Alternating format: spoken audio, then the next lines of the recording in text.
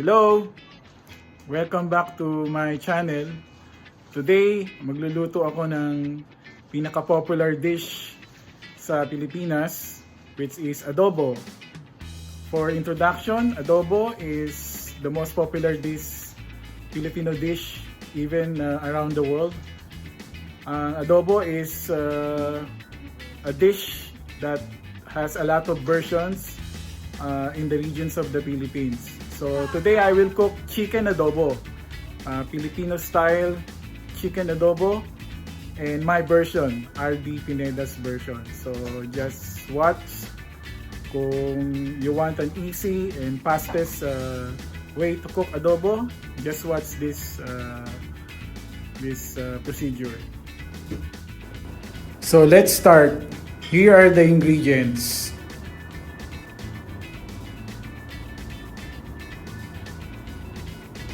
So we will now start our cooking process.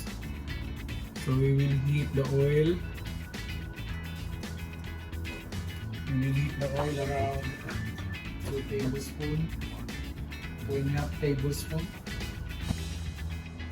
We will put the onion for medium heat until it turns translucent. Ganun naman sa ganun naman sa sauteing onion hanggang maging translucent before you put the, or in the middle, before you put the garlic. Put the garlic.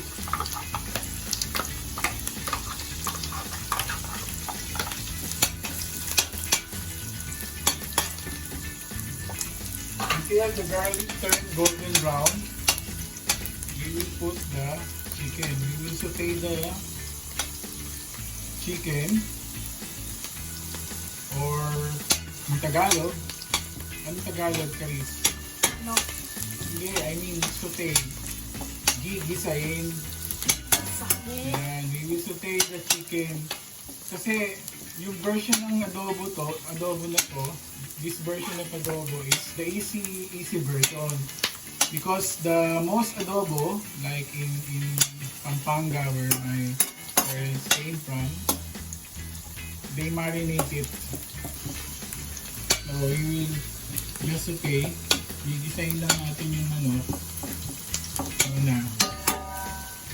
Okay. Gigisahin natin ang manok. We will saute the chicken. So just enough for us. This recipe is just enough for the 4 of us. Pero mga lang ito, mga 500.5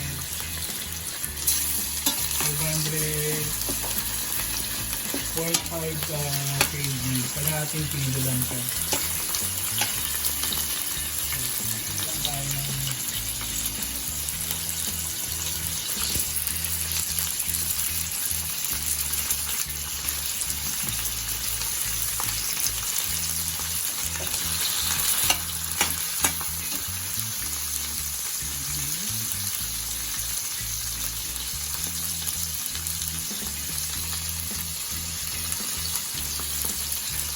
Let's saute the chicken until it turn transparent. Yung parang ganyan, no? Decent. Kapag naging ganyan na. Yan. Pwede na yung next procedure. So, saute lang natin.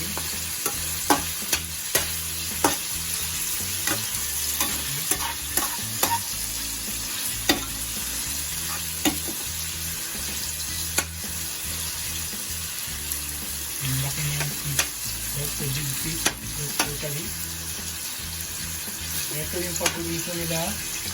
Nalutuin ko. Adobo and other. But this adobo is the most famous. As I said, this is the most famous Filipino dish. Popular dish. Na a lot of versions ang adobo for different regions in the Philippines. Ito parang Kapampangan style, pero hindi ko ito minarinate overnight. Ito yung fast-paced or easiest version kapag tulad dito sa really masyadong time. Okay mo lang yan.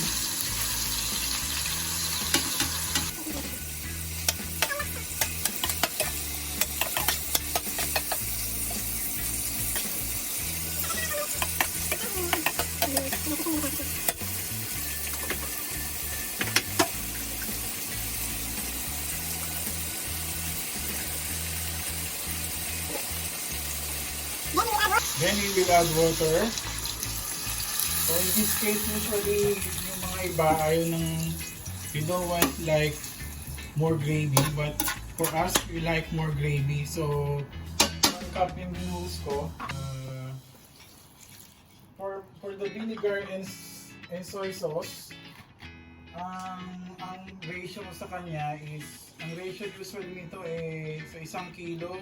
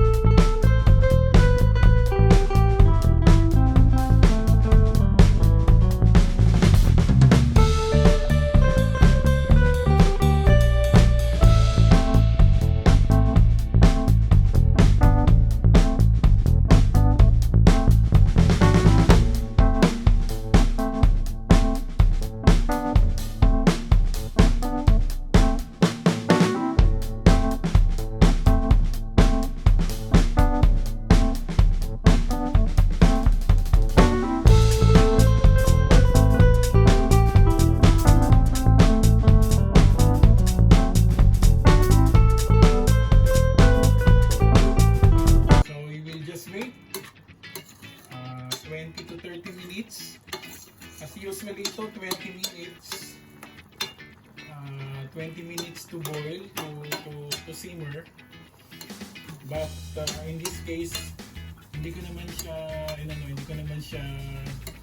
marinate overnight, so ginagawa ko 30 minutes hanggang thick na yung sauce, yung gravy. So I will just wait for around 30 minutes.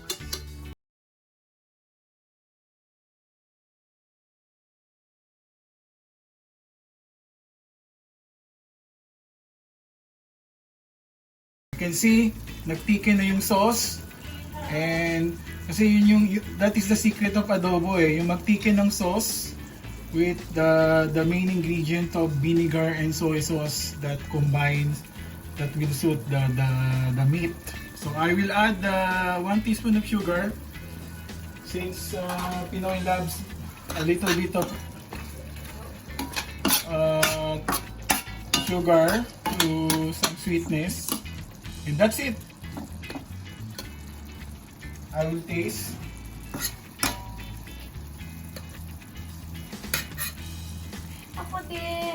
later na ikaw sa taste test. I will taste it. Yun! Yun, ang gusto nila. These two kids love this type of adobo, my version of adobo. So that's it! So here is our finished product. Filipino chicken adobo, the easiest way. Thank you very much for watching. Please don't forget to like, comment, and subscribe to my YouTube channel.